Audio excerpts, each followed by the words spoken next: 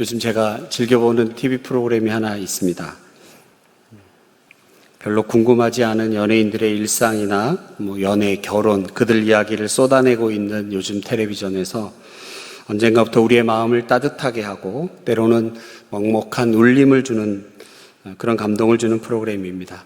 여러분들 다 아시겠지만 유재석 씨하고 조세호 씨가 나와서 평범한 우리 주변의 사람들과 이야기를 나누는 프로그램입니다. 재방송에서 계속 틀어줘가지고 잘 보고 있습니다. 최근 재방송으로 방영한 프로그램 중에 어떤 출연자, 제 마음에 오랫동안 기억에 자리 잡은 분이 한 분 계십니다. 혹시 보신 분들도 있을지 모르겠네요. 저 있습니다. 생활고로 아이와 죽음을 선택한 부모에게 쓴 판결문, 그 판결문이 그날 방송에 소개가 되었습니다.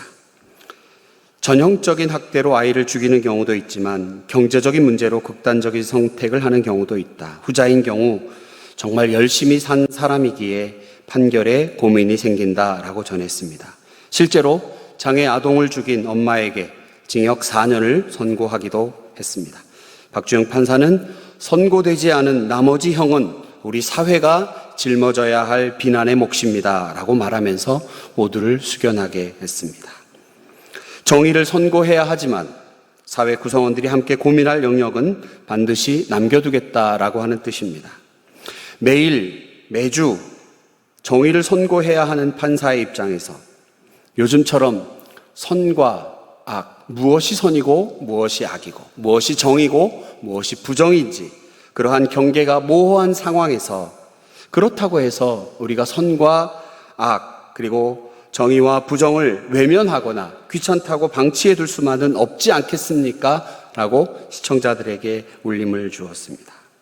경계가 모호하다고 해서 무엇이 선이고 무엇이 악인지 판단을 유보하거나 손을 놓아버린다면 오히려 그것은 악이 그리고 부정이 원하는 바가 아닐까라고 하는 것이죠. 오히려 악은 그것을 노려 우리의 이성을 혼란스럽게 하고 판단을 하지 못하도록 합니다.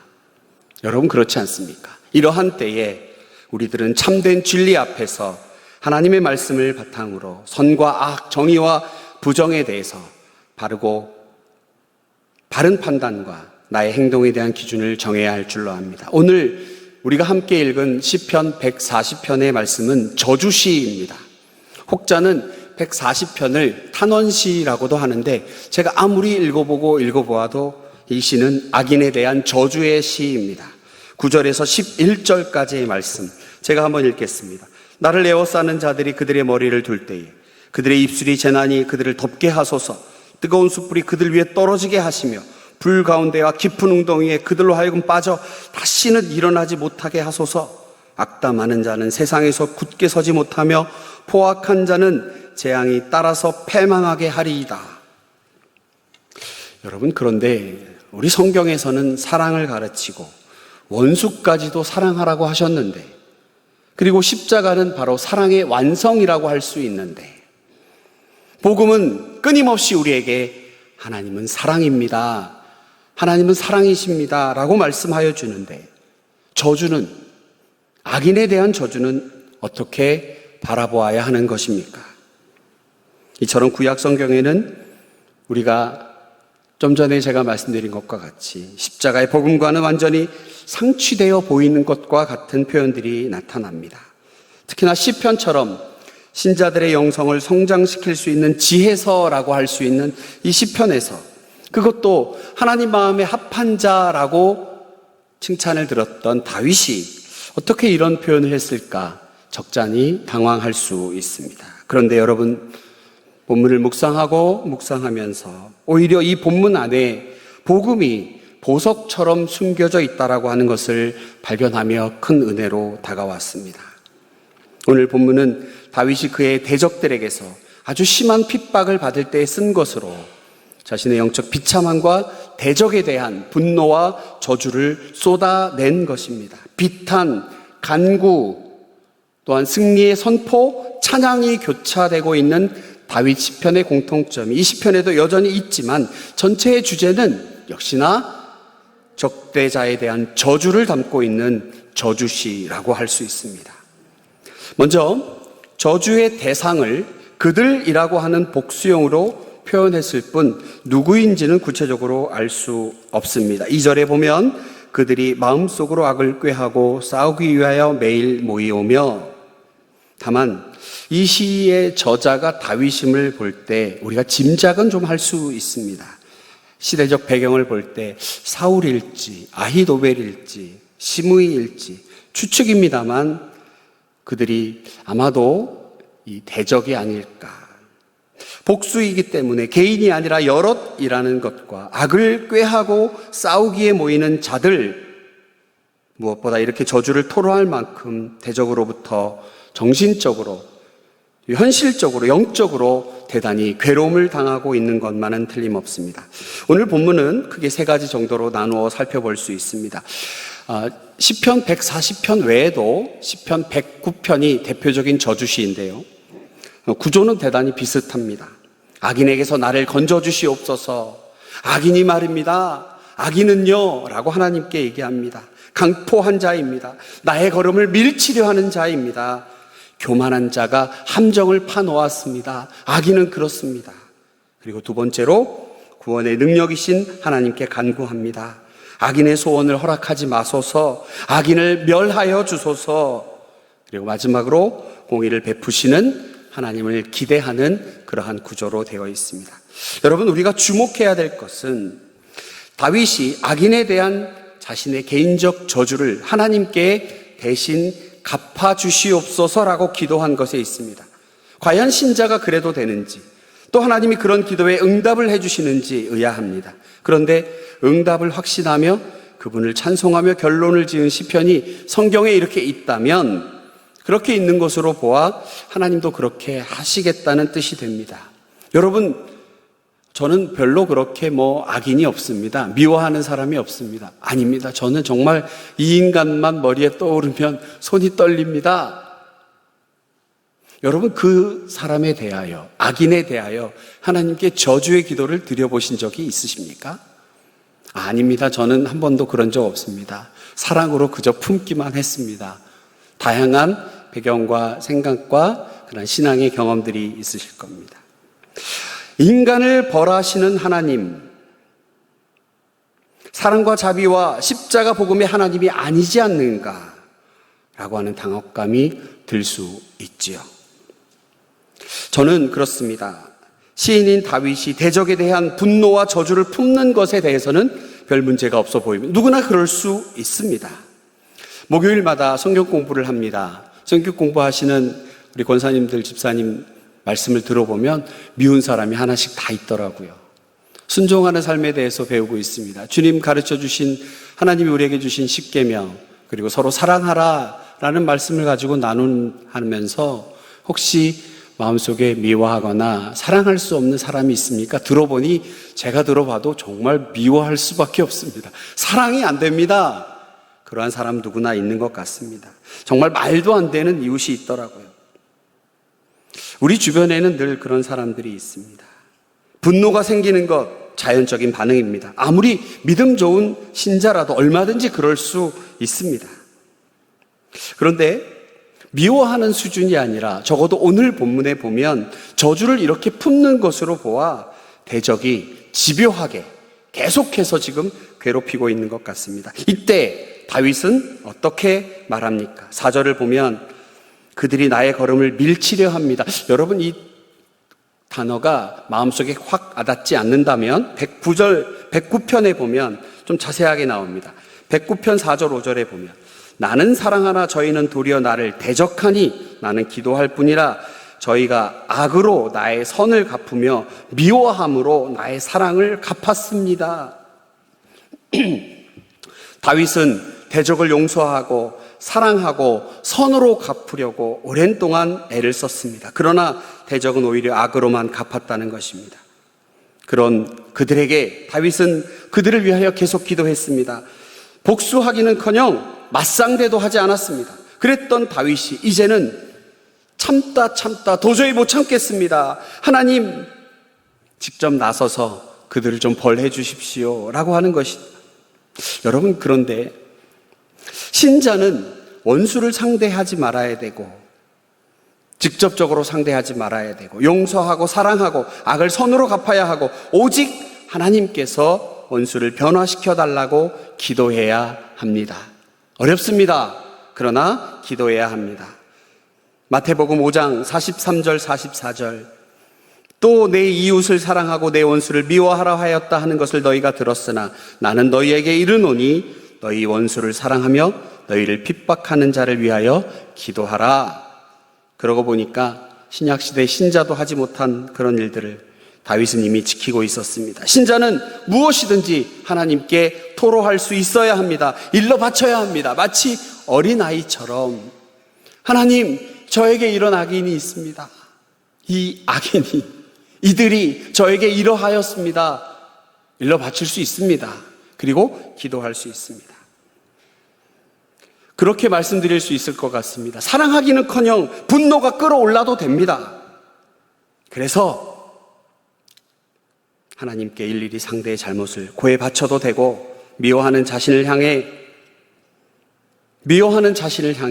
지금도 악의 짓을 멈추지 않고 있는 그들을 그대로 고백해도 되고, 하나님께서 대신 벌해달라고 간구해도 됩니다. 무엇보다 직접 상대하지 않는 것만으로도 잘하는 행동인 것 같습니다.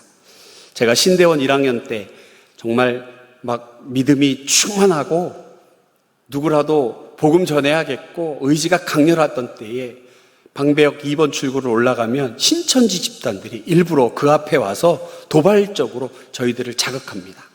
신대원 밤늦게 공부하러 온 학생들인 줄도 알면서도 같이 공부하자고 신천지라고 합니다.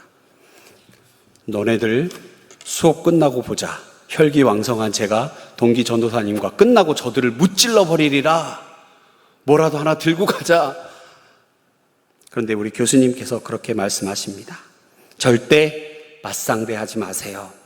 저들이 원하는 것 어쩌면 그것일지 모릅니다.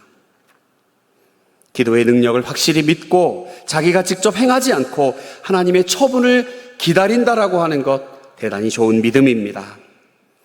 한 가지 꼭 같이 기억하며 기도했으면 좋겠습니다. 기도의 능력을 단순히 기도만 하면 응답된다라고 하는 도깨비 방망이식으로 생각해서는 안 됩니다.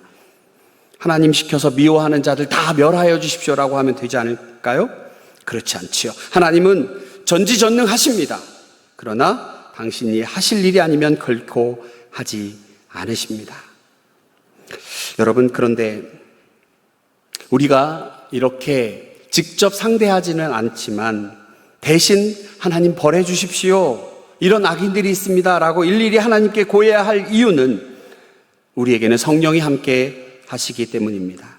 기도 가운데 하나님이 우리를 영적으로 바로 세워주십니다. 구체적으로 입술로 토로하는 가운데 미처 몰랐던 우리 자신의 잘못을 깨닫게 해주고 상대의 어쩔 수 없는 사정과 불쌍한 점도 느끼게 됩니다.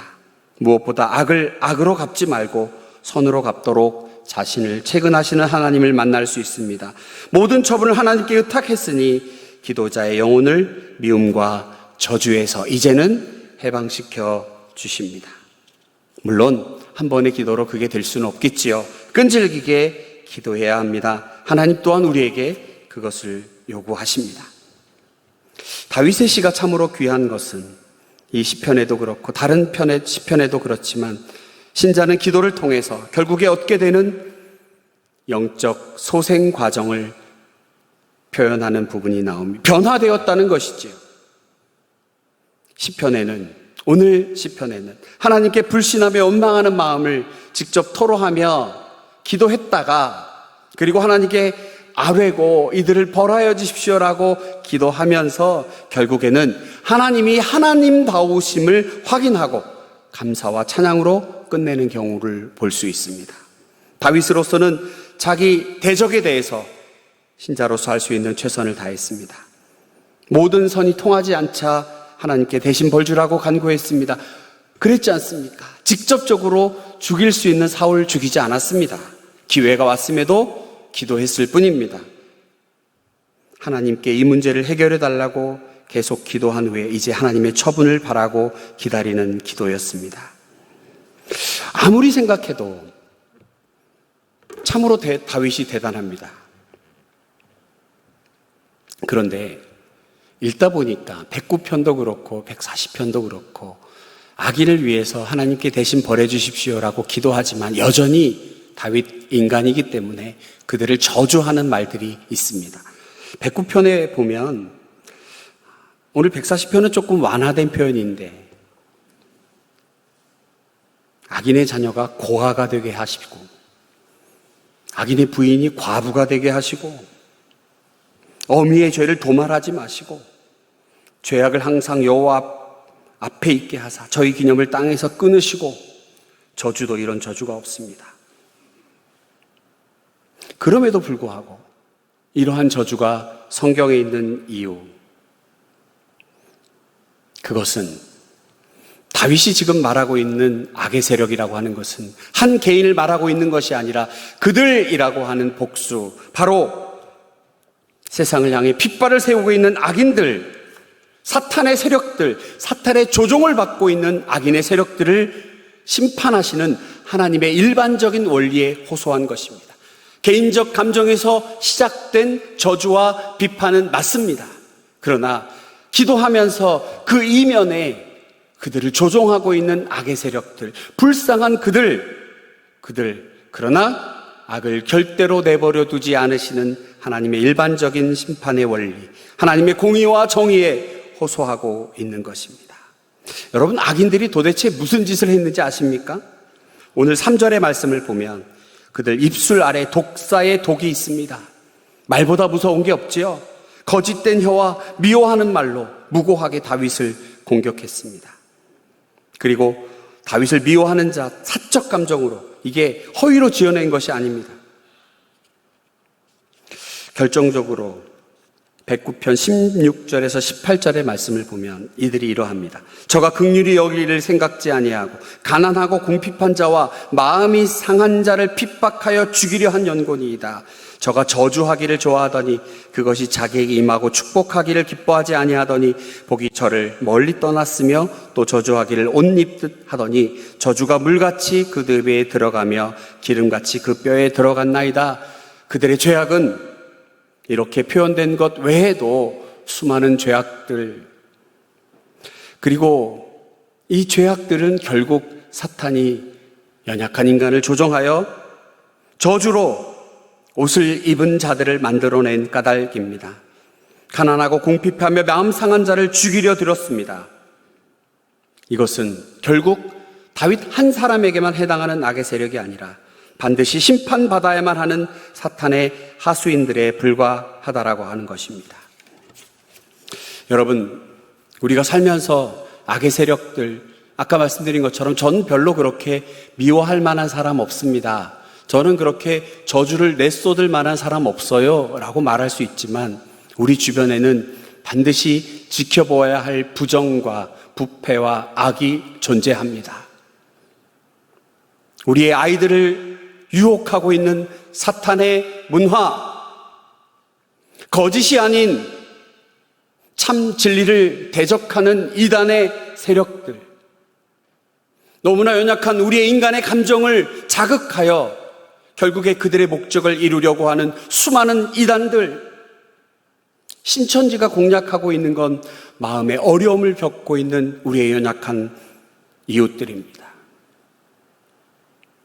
악의 세력들이 존재하고 있습니다. 우리가 그들을 향하여 나 개인적으로는 미워할 사람이 없고 나 개인적으로는 저주를 쏟아낼 자가 없지만 우리 사회에 존재하고 있는 악의 세력들, 사탄의 조종을 받고 있는 어둠의 세력들을 향하여 하나님께 우리는 기도해야 합니다. 아모스 5장 24절에 보면 하나님의 공의와 정의를 이렇게 표현합니다. 오직 정의를 물같이 공의를 마르지 않는 강같이 흐르게 할지어다. 사랑하는 성도 여러분, 하나님의 공의는 한마디로 말씀드리면 이 세상에 억울한 일을 당하는 사람이 없도록 하시는 하나님의 은혜라고 할 수 있습니다.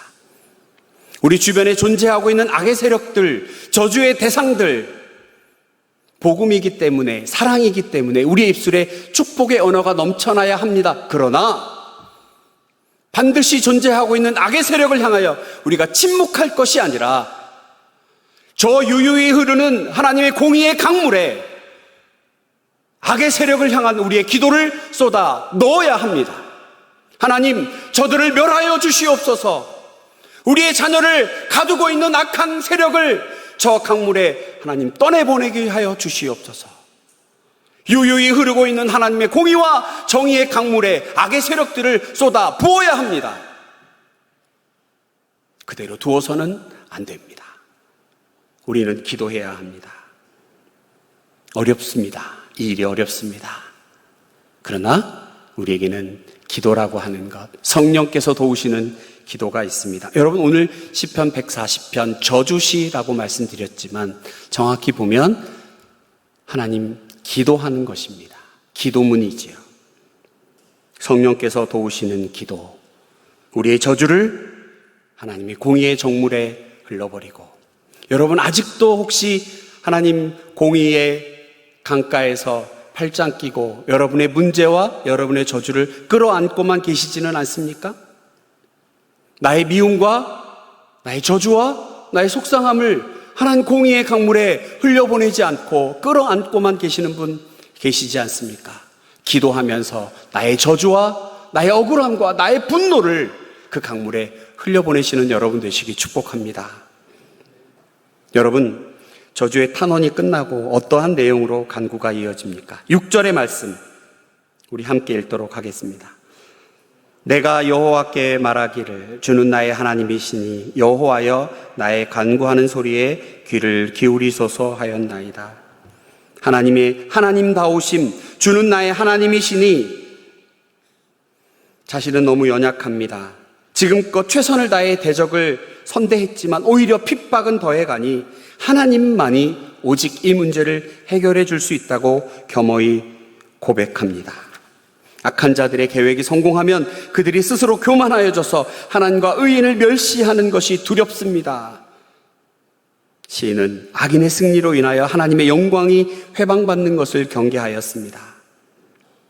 이제 시인의 기도는 이렇게 승화되지요. 악인에 대한 개인적인 심판, 악인에 대한 저주가 이제 하나님의 심판에 대한 간구로 바뀌면서 사적인 감정의 차원이 아닌 공적인 차원에, 결국 이것은 말씀드린 바와 같이 이 세상을 지배하고 이 세상을 삼키려고 하는 그 악의 세력들을 하나님의 공의의 강물에 던지어 주십시오. 던지겠습니다 라고 하는 하나님께 대한 기도, 하나님에 대한 기도와 우리의 다짐이 담겨져 있는 것입니다. 그러면 이 안에 사망 권세를 무너뜨리시고 부활하신 예수 그리스도를 발견할 수 있지 않습니까? 공의의 강물에 던져진 우리의 저주는 바로 사탄의 지옥의 권세를 무너뜨리고 악의 세력을 물리치시고 부활하신 우리 주님, 그리하여 이 세상의 모든 저주와 이 세상의 모든 불의를 끊어버리시고 우리에게 사랑과 은혜로 다가오시는 예수 그리스도, 바로 복음이라고 하는 것입니다. 대적은 여전히 다윗을 저주하고 욕하고 있습니다. 외적으로는 전혀 달라진 것이 없습니다. 그러나 다윗은 악인의 죄상을 낱낱이 아뢰었고 하나님께서 심판하여 주실 것을 간절히 간청하고 있습니다. 여러분, 이렇게 시편 140편이 끝난다면 뭔가 좀 아쉬움이 남습니다. 13절의 말씀을 우리 함께 읽도록 하겠습니다. 진실로 의인들이 주의 앞에 감사하며 정직한 자들이 주의 앞에서 살리이다. 하나님 앞에 악의 세력들에 대한 저주와 심판해 주실 것을 간구했던 다윗, 기도했던 다윗, 그렇게 멈춘 것이 아니라 하나님, 이제는 하나님께 모든 것을 쏟아낸 나는 이제 하나님 앞에 정의롭게 살겠습니다. 의인이 되겠습니다. 주의 이름을 감사하는 자가 되겠습니다. 라고 하는 다짐의 기도를 드리는 다윗이 되었습니다. 하나님, 여기까지 되어야 합니다. 라고 기도한 다윗. 여러분 어떻습니까? 하나님께 기도해야 합니다. 우리의 간구를 쏟아내야 합니다. 그리고 하나님 앞에 우리의 다짐을 바로 세워야 합니다. 의인들이 주의 이름 앞에 감사하며, 하나님, 제가 의인 되어 하나님의 이름을, 주의 이름을 높이 올려드리며 하나님께 감사하는 자가 되겠습니다. 우리의 다짐이 더해지는 기도가 되어야 할 줄로 믿습니다. 말씀을 정리합니다. 우리 삶 가운데 우리를 힘들게 하고 우리를 어렵게 하고 하나님 말씀 앞에 바로 서지 못하게 하는 악한 세력들, 아니 나 자신, 나의 못난 모습들이 발견되신다면 하나님 앞에 우리의 모든 죄악들, 세상의 악한 세력들의 저주를 하나님 앞에 쏟아냅시다. 모든 것 하나님께 맡겨드립시다. 하나님의 공의의 강물에 던져버립시다. 끌어안고 쩔쩔 매달리지 맙시다. 하나님 다 맡으셔서 심판하실 것입니다. 우리는 그저 그 일을 위하여 간구해야 할 줄로 믿습니다. 이제는 가벼워진 나, 새롭게 채워질 그것은 하나님 앞에 정의와 하나님 앞에 믿음으로 바로 서겠습니다. 의인 되어 주의 복음을 전하는 자가 되겠습니다라고 다짐하는 우리의 다짐을 이제는 우리에게 채워 넣어야 할 줄로 믿습니다. 그러고 보니 저주에서 복음이 발견되었습니다. 하나님의 말씀은 이처럼 위대합니다. 이와 같은 귀한 믿음과 결단이 우리 모두에게 넘쳐나기를 간절히 소망합니다. 기도하겠습니다. 전능하신 아버지 하나님, 귀한 말씀 가운데 하나님의 공의와 정의를 묵상하게 하시고 쩔쩔 매고 끌어안고 있는 나의 못난 모습들을 모두 메어 맡기고 이제는 새롭게 주를 위해 바로 서겠습니다. 의인 되어 정의로운 하나님의 공의 앞에 바로 서겠습니다. 다짐하는 우리 모두가 될 수 있도록 이를 위하여 성령의 도우심을 구하는 기도, 하나님 앞에 날마다 나를 살펴 바로 서는 다짐하는 가운데 나아가는 우리 모두가 될 수 있도록 하나님 은혜 내려 주시옵소서. 오늘 우리 교회에서 드려지는 모든 예배 가운데 하나님의 놀라운 은혜와 축복이 넘쳐나기를 간절히 소망하오며 예수님 거룩하신 이름으로 기도하옵나이다. 아멘.